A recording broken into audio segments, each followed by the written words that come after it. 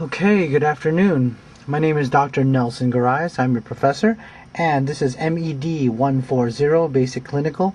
And this is chapter 57 in the old text. Your new textbook might have a different numbered chapter, but it's the same chapter. This is Emergency Preparedness. Now, if you look at our syllabus, week 4, this is the emergency and first aid procedures. And don't really look at the homework. We have our own homework. But it's chapter 57, emergency procedures. And again, back to what I was stating in class, it is highly advised that you not only get your CPR, you get your BLS training, which is your basic life support. And that course is considerably longer, and not too longer, but it has more things in it. And another thing that the BLS slash CPR slash first aid course has also is how to utilize an automated electric or external defibrillator, okay, which is an AED. So if you look at, let me just zoom in, you look at some of the items, okay, here is, I'm trying to, you look at the items here, discuss the importance of first aid, identify items, and you can see they're numbered, okay? So doesn't that look like great questions? What's in a crash cart? What are various accidental emergencies that you could deal with? What are the most common ones? Well, identify less common illnesses, okay? But let's deal with what more common. So 57.5, that's not too important. What's more important is the more common things that you can get involved with. Know these terms. Not so much bioterrorism, but CVA, cerebral vascular accident. Another one that isn't on here that you should know from medical terminology is AMI, acute myocardial infarction, also known as a heart attack. CVA is also known as a stroke or a brain attack. Concussions, contusions, dehydration, epistaxis, you should know that from medical terminology. Remember what I stated in class. Just because you finished a class doesn't mean you got to forget about the things that went before you. And what we were kind of talking today, we were talking about the different kinds of shock. Shock overall is when the body's circulatory system can no longer support life. Meaning to say is you can't get the blood to where it needs to go. And there's different kinds of shock. And we talked about the hypovolemic, right? What if I shot you 5 times in the chest with a gun? All the blood will be now on the floor. That's hypovolemic shock. Septic shock, if you had sepsis. Bacteria is now everywhere in your body. And we talked about cardiogenic. Cardiogenic shock, that's when your heart, cardio, gen, that's the source, or it generates. Let's say if you have a heart attack or heart failure, you don't really die from a heart attack. It's the impending heart failure that happens. Okay, let's look at some of the other objectives. How do you calm the patient? And that's always number one, right? And the first thing in emergencies is you have to be calm. That's why I always state in the classes, especially in the practical sessions, take emotion out of the equation and do your job. Kind of like a robot a little bit, okay? Because you need to stay calm and clear-headed, and you can't do that if you're freaking out. How to educate patients, how to not to freak out, and natural disasters and bioterrorism. Amazingly, that's a topic on both the CMA and RMA, but I took the CMA recently. I did not see any questions, and in a reviewer of 500 questions, I only saw like 2 or 3. So what does that tell us? Maybe not, maybe not a high value topic.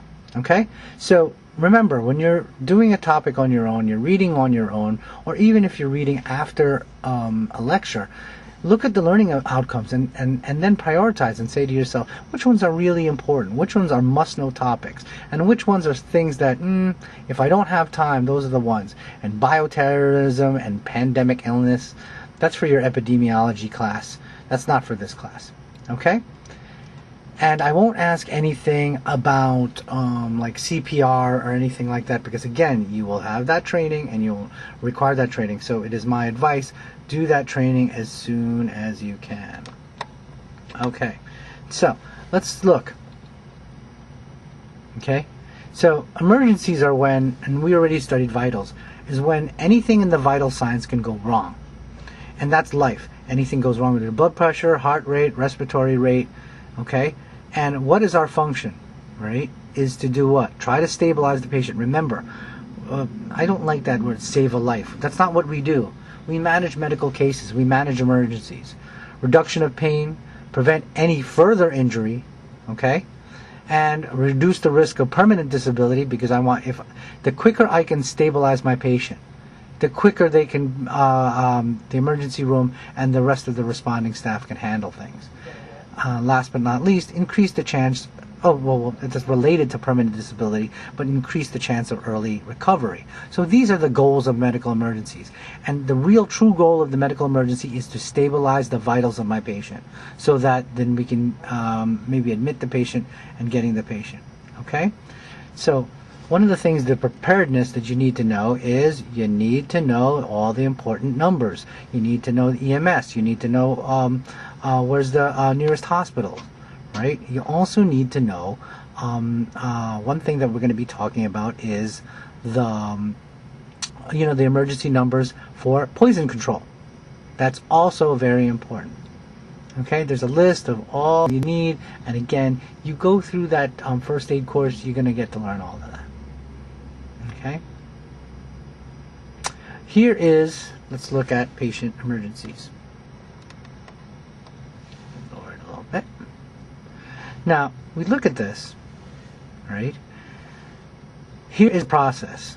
Just like soap, I have to do what? Get the information, okay? General impression of the patient, level of responsiveness. Are they awake? Do they know where they are? And then circulation. Remember, breathing, circulation, in that order, okay? And the priority of urgency. So let's say you have like an auto accident and you have multiple injuries. That is called triage. You want to see who's the one messed up the most, who's the one who needs the greatest care. Then you get your exam, right? And see, it's like backwards. Why is that? Shouldn't be the other way around, okay? But you, of course, do head to toe. Again, telephone emergencies, same thing. Get the story. Stay calm. Act confident. Okay? This is like truly important. Fake it till you make it. Especially in these situations. You're not an ER doc, but you gotta act like one to keep everyone calm. Okay? Let's look at some classic accidental injuries. Animal bites, insect stings, snake bites, spider bites. The main part of an MA's job is to get the story. Get the history. How did they get the bite? Where did they get the bite? Did they know what kind of animal? Did they take a picture? Did somebody witness it? That kind of thing. Okay? Burns. Burns are very important. There's different types of burns. You have thermal burns, chemical burns, and electro burns. And in some instances, especially in chemical burns, water is not the answer. Water may make things worse. Okay? So again, it is in your best interest, but you got to know but for the exam, you got to know the classifications of the burns. And the most important part is, do you know the area? Okay? Because the area, and they call it the rule of nines by percentage. Okay? And here's a nice little picture of the rule of nines.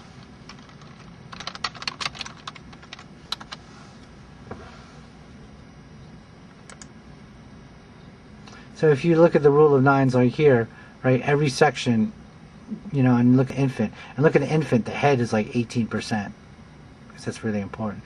So if you've ever heard of the rule of nines, that means there's certain areas and it's 9%, 9%, 9%. And that's how we report how many burns. And there are different kinds of burns. You have to be able to tell the physician, was it a thermal burn, chemical burn, electrical burn? Okay? And you should have learned in anatomy and physiology the three levels of burn, first, second, and third degree. First and second degree, you can feel it. First degree is blisters. Second degree, there's already breakage of the skin. Third degree, you won't feel anything because you burned all the way through the level of your nerves. Third degree is the most serious. Now, one of the real main concerns of burns is infection. Okay? So, keeping the patient safe and clean. And again, the most important part is your ability to keep the area and the patient calm and to get the whole story as quick as it can. Because remember, this is emergency situations. Time is of the essence. I always talk about the golden 5 minutes. In the emergency medical system, the golden 5 minutes is once the patient has stopped breathing or their heart has stopped, then once their heart is up, you got 5 minutes until there's irreversible brain damage. So we get very excited about time in emergency situations. Choking, of course, right? Remember, the universal sign of choking isn't somebody holding their neck. The universal sign of choking is the patient cannot talk. If there's no air going through your trachea, then there's no way you can talk. So if someone's like, choking, but they're like, oh, I think I'm choking. They're not really choking. They got something in their throat and it's bad, but they'll live. But if you hear somebody like, and there's nothing coming out, and of course, what is the standard? It's the Heimlich maneuver associated with the American Heart Association. They teach you that maneuver in your BLS first aid CPR class. Ear trauma, eye trauma, falls. Falls are important, especially if it's fall from height. Another thing about falls or any head trauma, the main thing is, again, do you see I'm on broken record? Get the history. And especially, you need to know, regarding falls, if the patient had any LOC or loss of consciousness. If they had loss of consciousness, you need to know the history of when did they lose consciousness, did they ever regain it, and how long did it happen. Okay? Fractures, dislocations, sprains, and strains. Now, what's the difference between a sprain and a strain? You should have learned this in your anatomy and physiology class when you went to the musculoskeletal system. But right now, real quick for the exam is fracture, of course, is the bone breaks. Dislocation, the bone gets out of the joint. But sprain versus strain, I want you to think of this. The word strain has a T in it. So I want you to think tendon. Okay? But the sprain and strain, they're used interchangeably. But a strain is overstretching and a damage of the tendon, okay? And a sprain is mild damage to the muscle itself, okay? That's a really great question. Every time you have something that sounds alike, you memorize one like your life depended on it. Strain, think tendon. Sprain is what? Either the joint or the muscle, okay? Know the different kinds of fractures. You already should have learned this in your anatomy and physiology. Complete, it broke straight through. Incomplete, especially if it's a child, it didn't completely break. But if it bent on one side and didn't completely break, and it's a child, usually under the age of 5, it is called a green stick fracture. Okay, you need to know that. Open is, of course, a compound fracture. That means the bone is sticking right out of the skin. That's not good because why? We have an infection problem. Closed, a little bit better. The skin isn't broken, so we're good. And comminuted means the bone is like in pieces. That's bad news. Whether it be an open or a compound fracture or a closed fracture, comminuted is not a good fracture to have because now you got pieces of bone floating all over the place and it's going to cause trouble. Okay, here's some examples of splinting. You'll learn that in and also casting. You'll learn that in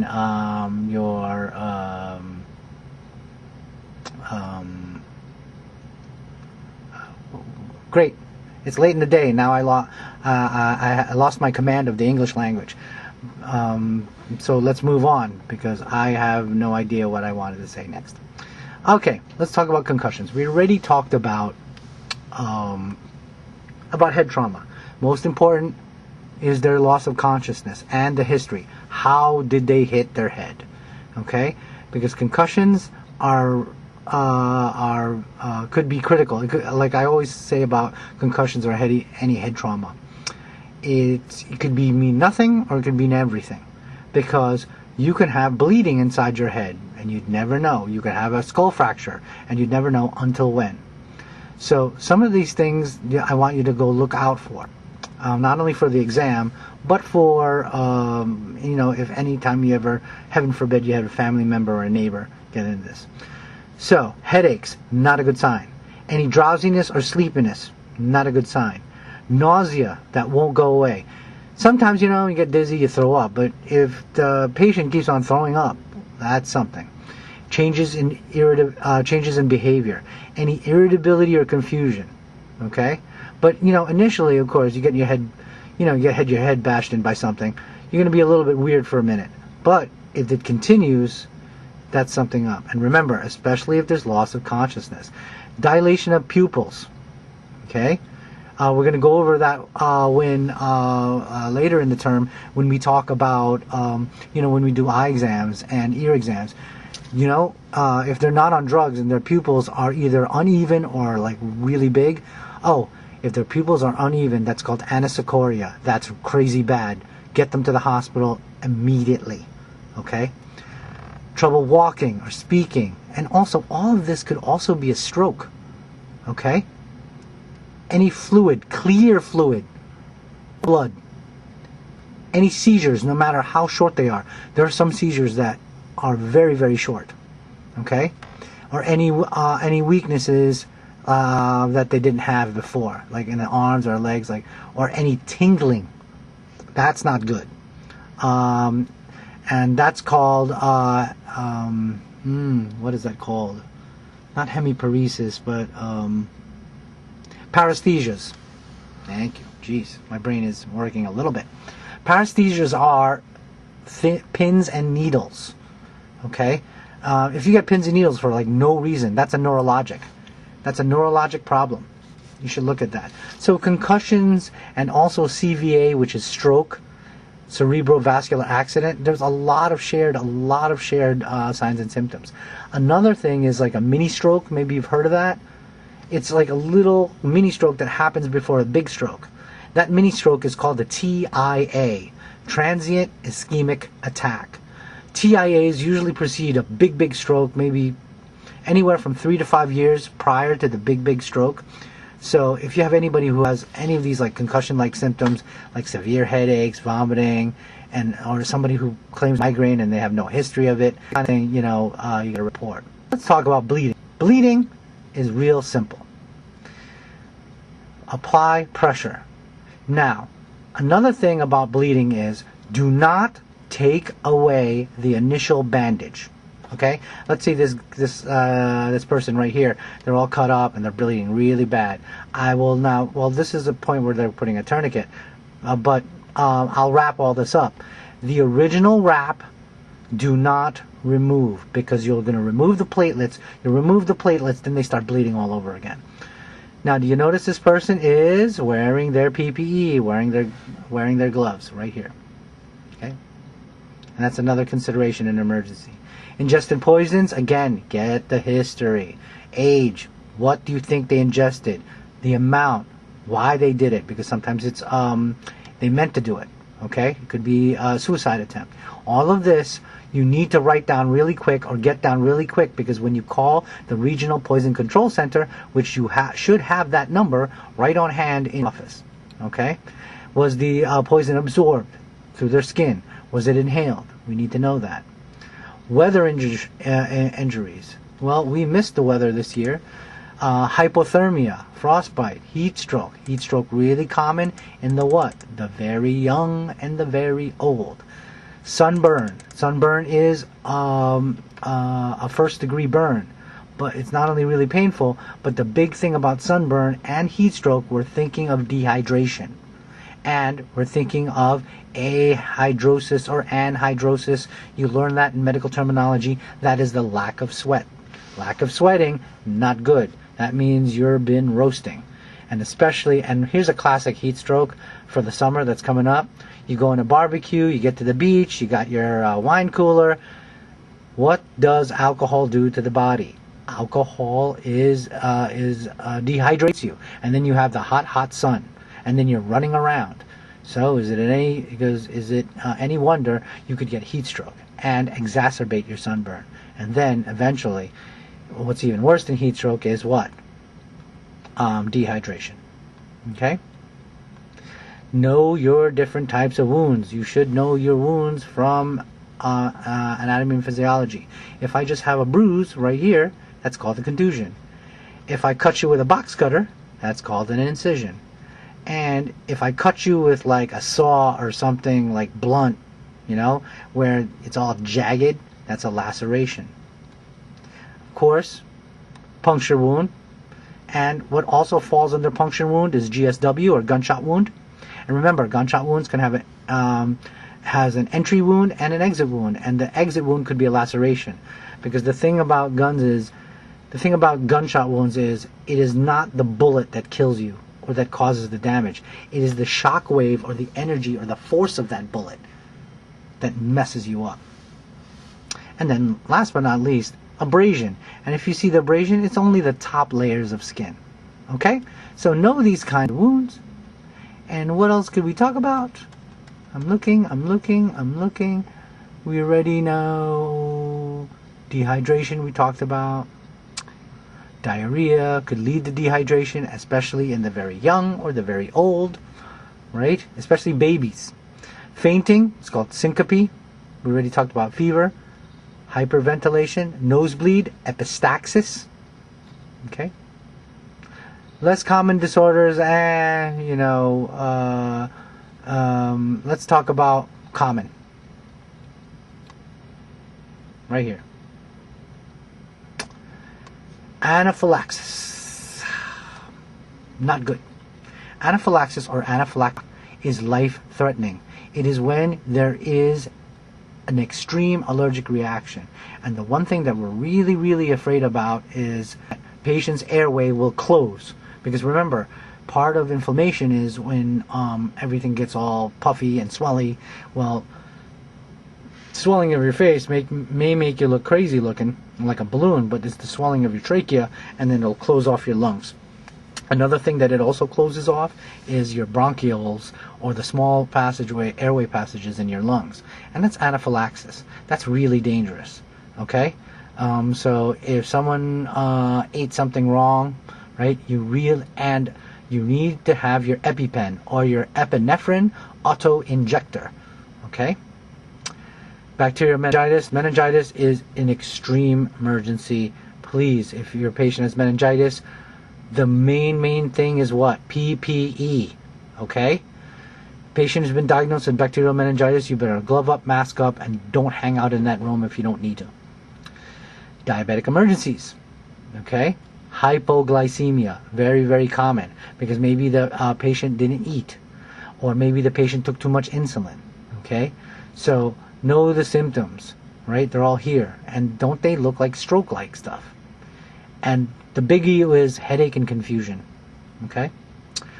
And so you can go into insulin shock, you can go into diabetic coma, right? So those are some things that's why, I'm always harping on diabetes. Because, man, you could go into a coma. And a coma is when your brain temporarily turns off. Guess what your brain controls? Breathing. Right? So that's a big thing. Gallbladder attack, not so. But what's common? Heart attacks. Also known as your AMI, acute myocardial infarction. And the classic is chest pain that kind of mimics like really bad indigestion. But male patients will claim that of the pain on a scale of 1 to 10, 10 being the worst, it will be anywhere like an 8, 9, and 10. Another thing about myocardial infarction doesn't happen all the time, but there's pain that it radiates to the left arm and to the left neck and jaw. Okay, and it's because of blockage of your coronary arteries. and most common coronary artery, your left anterior descending. And you should know all of these things that I'm saying because you had them and saw them before in anatomy and physiology. Yes. Now, this is the AED, the automated external or electric defibrillator. What does it do? It prevents this. Let's look at fibrillation. Typically, you know the heart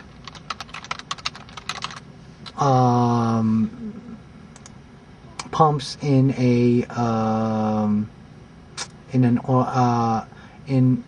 an organized manner, but this is what happens in fibrillation. And this is bad. Let's look at ventricular.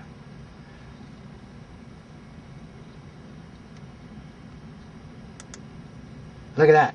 That's craziness. Makes absolutely no sense because now your heart is now in fibrillation.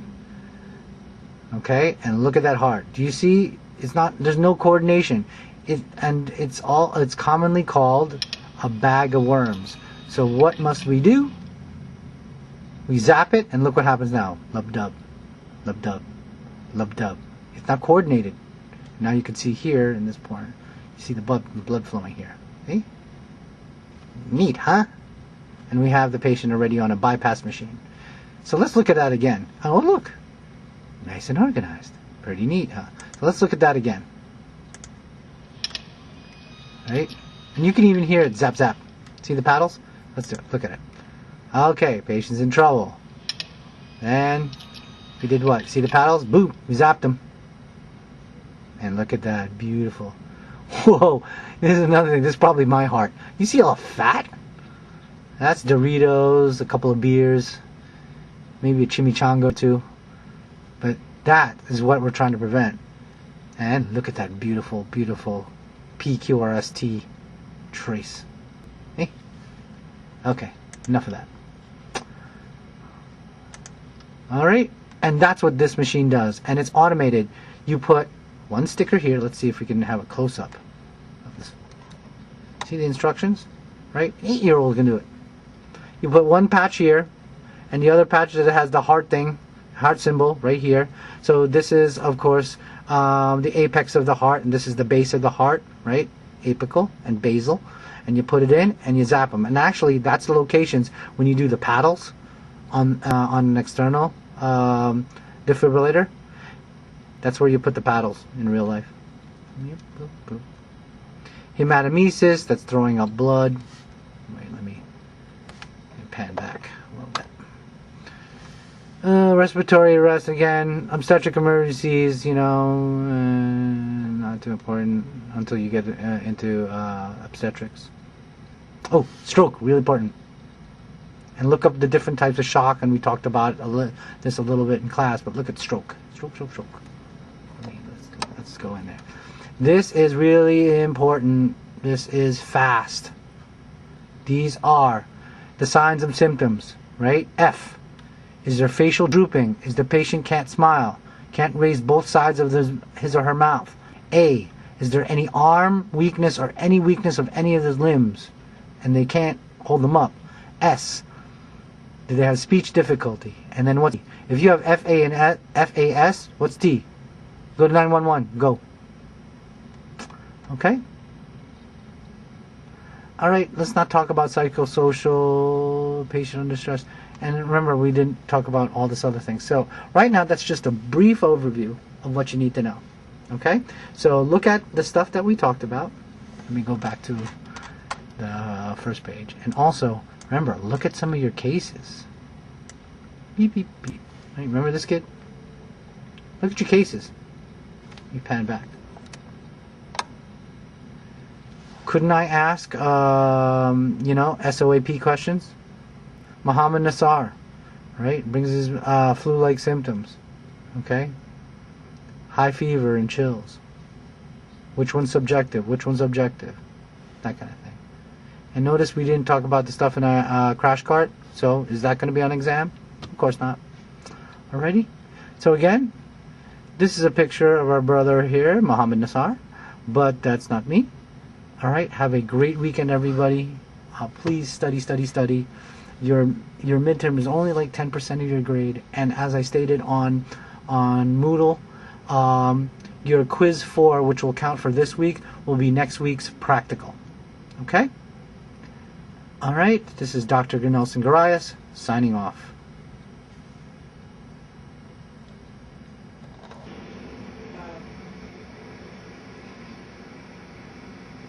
My first like middle age, and it's like Around which age?